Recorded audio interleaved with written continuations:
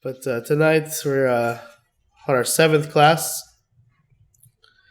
and looking at St. Alexis Toth. I didn't, maybe there is one, I couldn't find a very detailed life of his. There are a lot of shorter lives, so tonight's class is going to be a little bit shorter, but I didn't want to rob you, so I tacked on a little something at the end to look at, so that we can have a little bit more time together.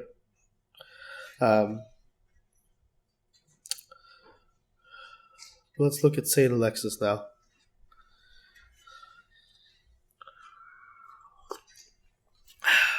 He was either born on March 18th, 1854, or March 14th, 1853. I saw both dates in sources I was looking at.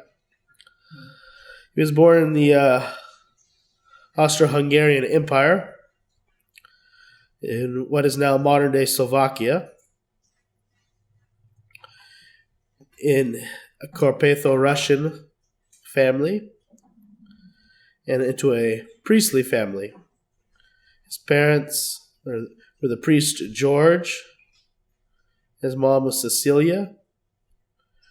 His father obviously was a priest, but his brother was also a priest, and his uncle was a bishop. They were not Orthodox Christians, but rather Eastern Catholics. They were Uniots. Uniots are those who at some point in history joined themselves to the Roman Catholic Church and are under the Pope, but retain pretty much everything that it means to be, or looks to be, and smells like an Orthodox Christian. So they use the same liturgies as us, John Chrysostom and Basil the Great. They use the same vestments and services and hymns and canon law. Oftentimes, they don't even use the filioque in their churches. But this is what they were. They were Eastern Catholics.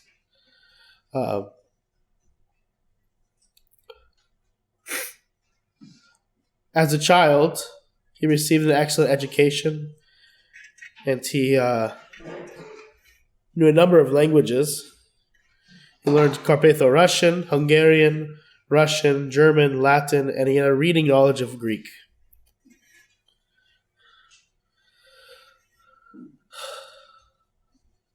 A little over 20 years after he was born, he got married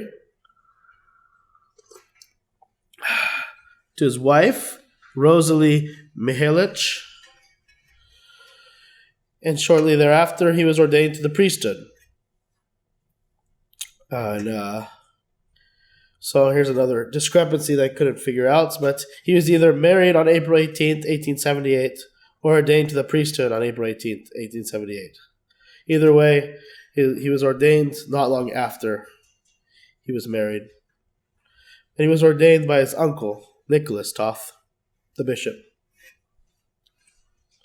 Unfortunately, his wife and would be their young son did not live for very much longer after he was ordained. His wife passed away first, and then his son not long after.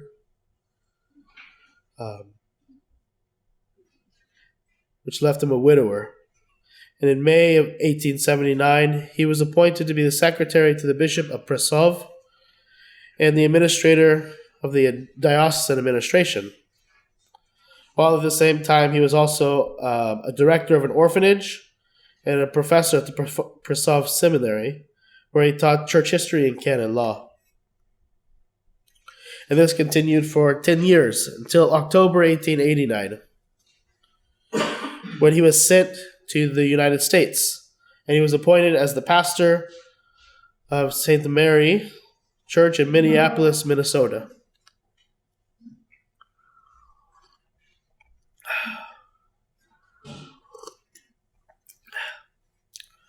Upon arriving in Minnesota, he went to the local bishop to present himself, to introduce himself. The local bishop happened to be Roman Catholic because there were no Eastern Catholic bishops in the States at this time. He was a Roman Catholic archbishop named John Ireland. This archbishop wanted nothing to do with him. And he, when they met, he was openly hostile towards him. There are a number of reasons for this. Besides, it sounds like him just being a very cranky person. But one of the things was that at the time, the Roman Catholic Church in Ireland, with was one of the main proponents of this, they were trying to Americanize all the Roman Catholics, so that they all had common faith, customs, language, except for liturgical celebrations, which would have been Latin. So they wanted everyone speaking English. They wanted to be as American as they could. And the ethnic parishes and the non-Latin Rite Catholic parishes didn't fit into that vision, because though they would be far more difficult to assimilate into the culture. And so in Ireland's eyes, it was easier for him basically not even to recognize Father Alexis and his parish than trying to work with them. He even went so far to tell Father Alexis that he didn't recognize him as a Catholic, as a priest, the Greek Rite in general, or his bishop. So he went above and beyond in trying to push him away. And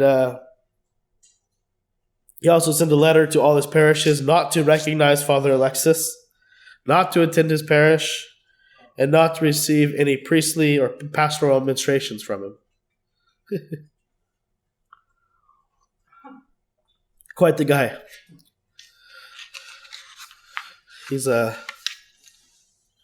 don't know what you call that. Not really a shepherd, huh? And so the next year, Father Alexis met with 8 to 10 other Uniate priests in Wilkes-Barre, Pennsylvania, to discuss kind of this situation. During this time also, the American Roman Catholic bishops were writing to Rome to have all the Eastern Rite or Eastern Catholic priests recalled back to the old country. And this small group of Uniate priests, of Eastern Catholic priests, they wrote to their bishops asking for help, but never received any. So it seems like it was kind of a out of sight, out of mind to their own bishops.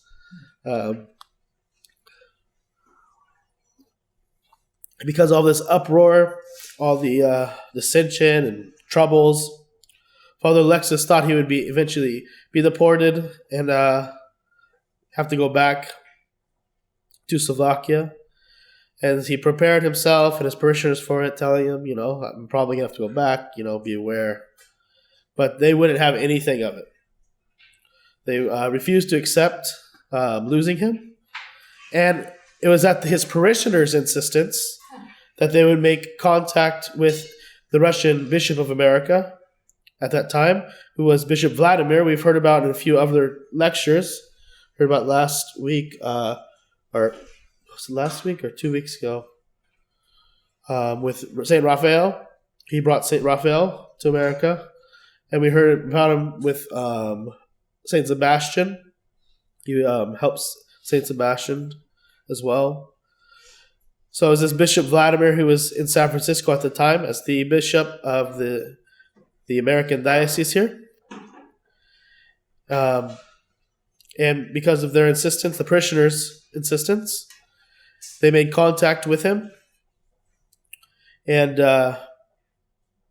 they opened the conversation of them coming under the Russians and becoming Orthodox. They said, why wait and try to figure this out and be under someone else who's not like us again, and rather go to someone who's more like us with the Russians.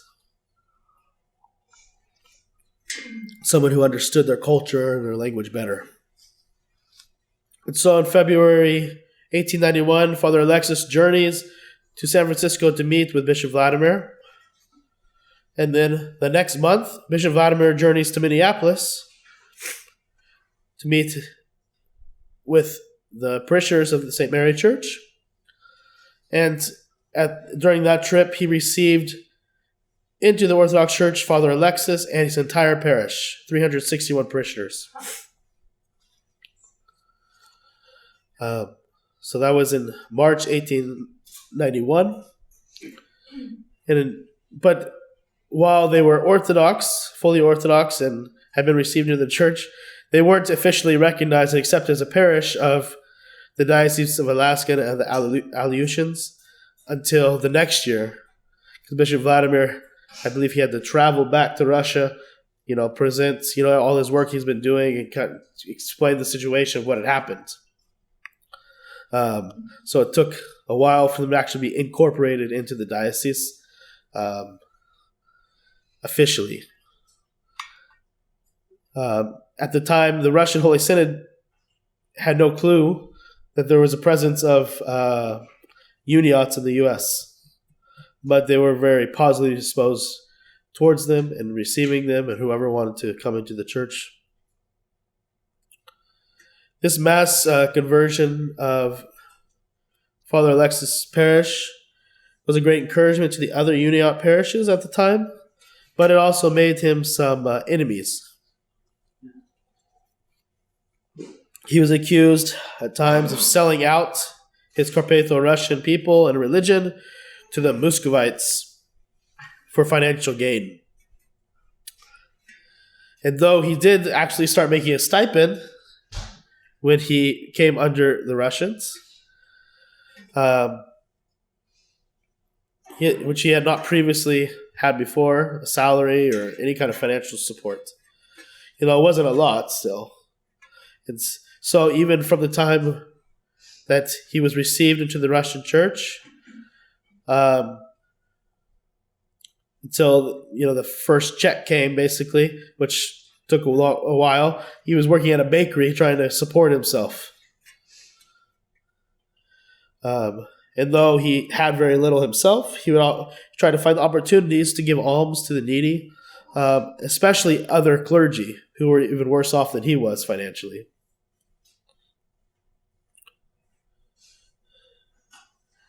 Every bishop that he served under recognized his gifts of preaching and teaching.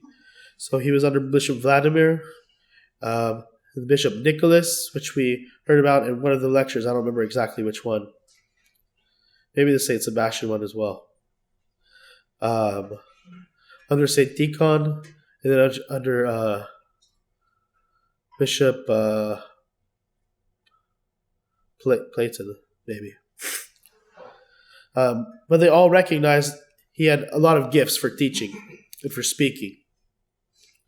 And they would send him around, to various places to go visit people with the Slavic background, to help them out however he could. And he would visit also many other Uniot parishes to explain the differences between Orthodoxy and Protestantism, and Roman Catholicism and Unionism, so that they understood that they're not all the same. And he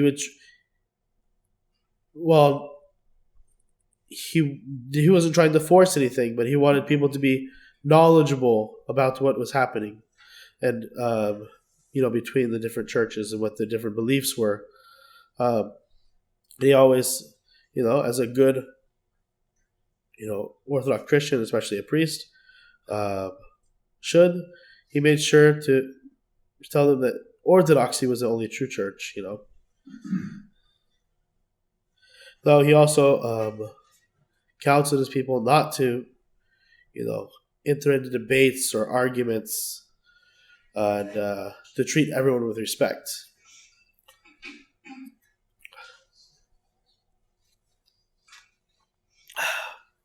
And through his labors, he brought back into the fold of Christ 17 Uniot parishes, which equated to some thousands of souls. His labors did not go unnoticed either, in the high society kind of thing. And he received a jeweled mitre, a jeweled crown from the Synod, the Holy Synod of Russia. Remember, in the Russian church, certain awards, we were talking about the awards that they get. Once you get, become super priest, sometimes you get to wear, basically it's a bishop's crown, but it doesn't have the cross on the top. So the bishops, their crown that they wear has a cross on the top. When it's awarded to a priest, and they can either be married or not married, it doesn't have the cross on the top. So you'll see, like if you look at pictures of St. John of Kronstadt, you'll see this too. And I mean, if you look at a picture of St. Alexis, you can see it. But in the Russian tradition, that's what they give. We don't have that. Would that be kind of the equivalent in the Greek Church in the cross? Does the Russian priests already have that cross? But it's kind of a replacement for that? No, because they have other crosses that they can get. Mm-hmm. Yeah. So it's like, but so that's what you see if you see, like, maybe you're reading an article and somebody says mitred archpriest. That's what it means. It means they've been given the award of wearing the mitre. So he got a jeweled one from the Russian Holy Synod in honor of his labors. He also received the Order of St. Vladimir and the Order of St. Anna from Tsar Nicholas II as well.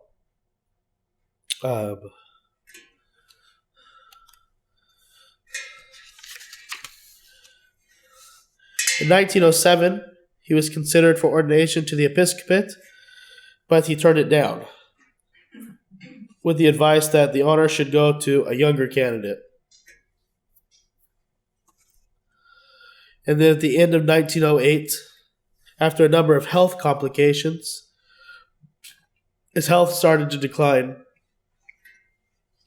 And he was eventually confined to bed for 2 months in Wilkes-Barre after, a kind of R&R trip that was hoping to help him get better, but he didn't get it really any better. And he reposed on Friday, May 7th, 1909 in Wilkes-Barre.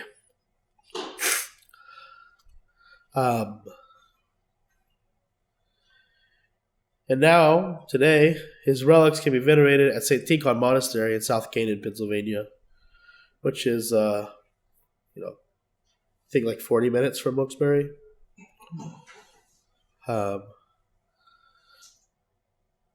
So you can go there and see him. It's unfortunate we couldn't find a longer life, more details. It sounds like he was very, busy, and just like all the other saints we've been studying, doing a lot of wonderful work.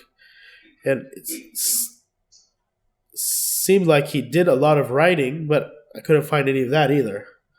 I did come across one scan of a couple, or one thing that he wrote, but it was a little bit of as hard to read, so I didn't want to try to print it out and read it. But I did come across one miracle that's attributed to him. I wanted to read this little account for you.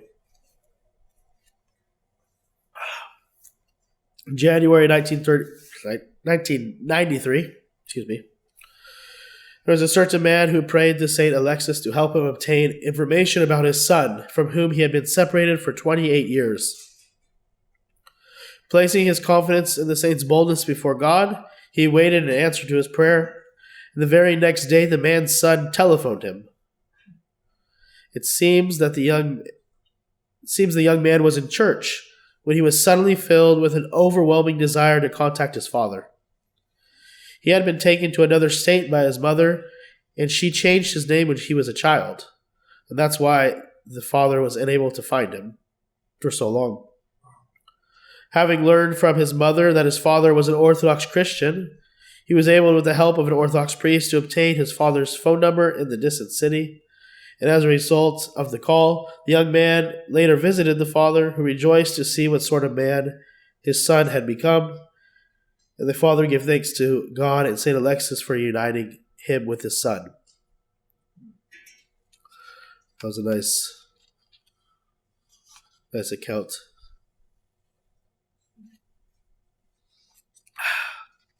So before I move on to our epilogue for tonight, are there any questions, maybe? So when was he recognized as a saint? Oh, yeah. Should have written that down. I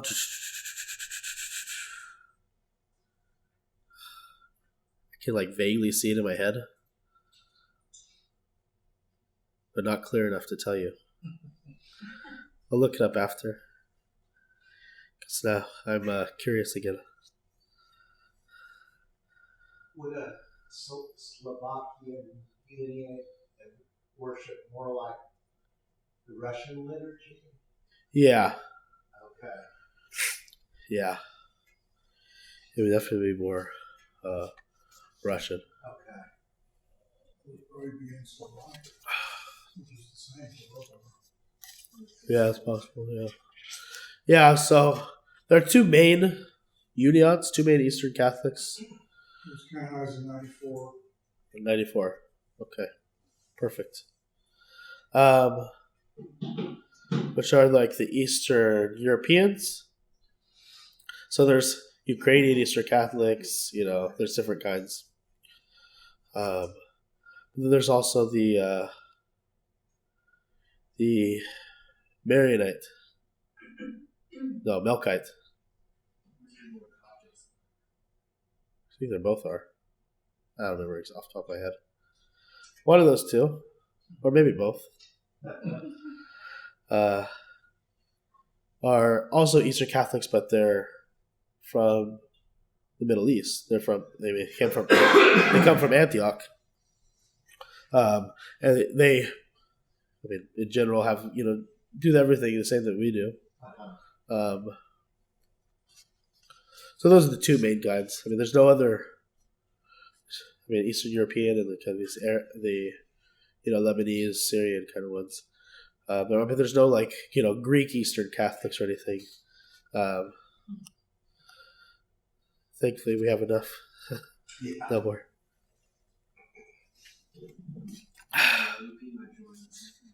What?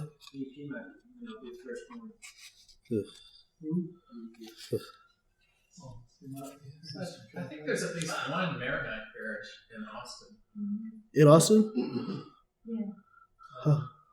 Just over by the old airport. I have some Lebanese friends who are Maronite. Oh, really? And I think that is the Eastern Catholic from Syria. They are different from Orthodoxy because their split was way back, a lot further back To the Melkites. Yeah. Yeah, that's true. That's true. Another question. Was his family ever converted to the church, or did they remain in Eastern Catholic? I assume they remained Eastern Catholic because they never went back. I would assume probably maybe wrote, but there's no information. But I would assume they say Eastern Catholic. That was the predominant, religion in where they were, anyways.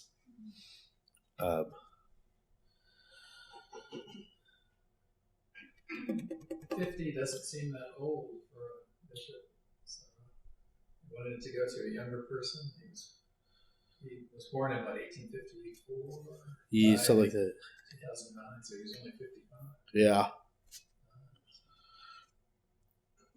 Yeah, maybe Maybe he, he just wasn't in good health. yeah. All right.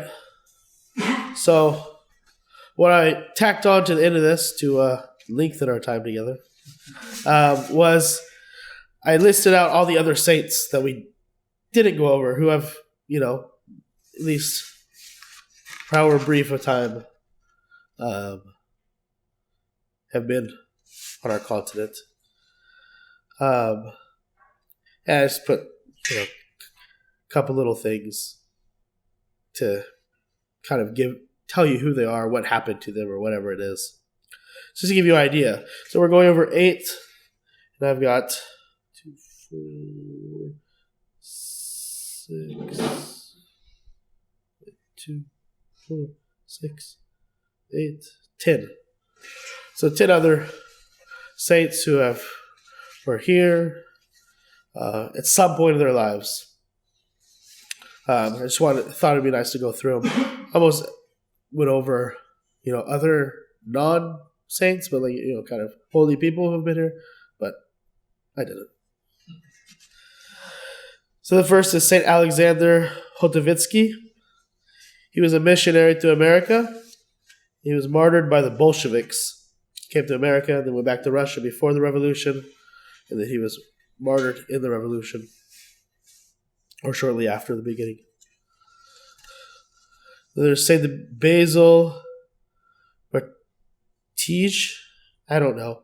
So I told you I don't know anything about Serbian, and then he's Polish, so that's like another level.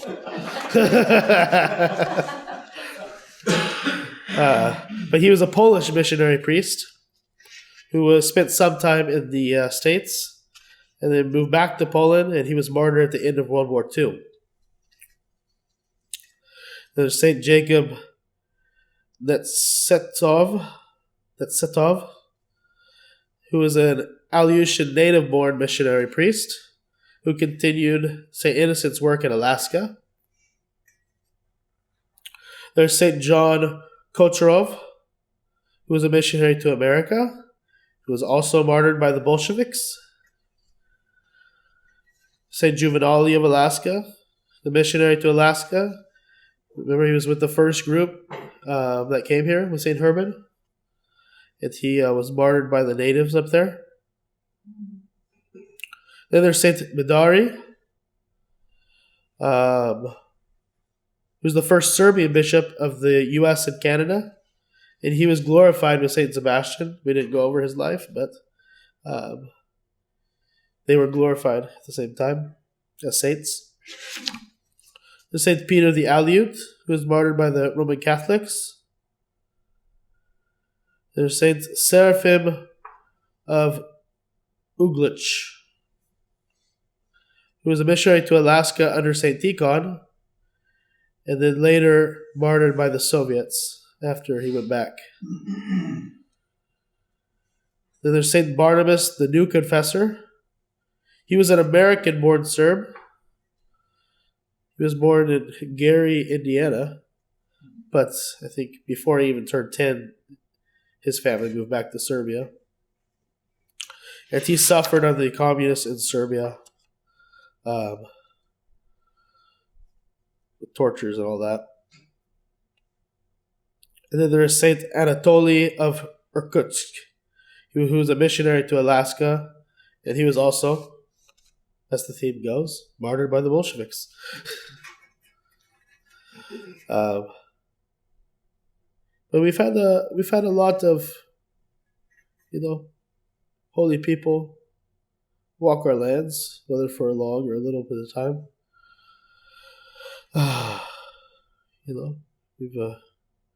Which is a lot more than some New World countries. Thank God. So I'm not going to do a part 2 to this series and go over them, but I wanted to, list out the other ones at least, so you have an idea of their names if you don't already, and kind of who they are. But besides that, I mean, I don't have anything else.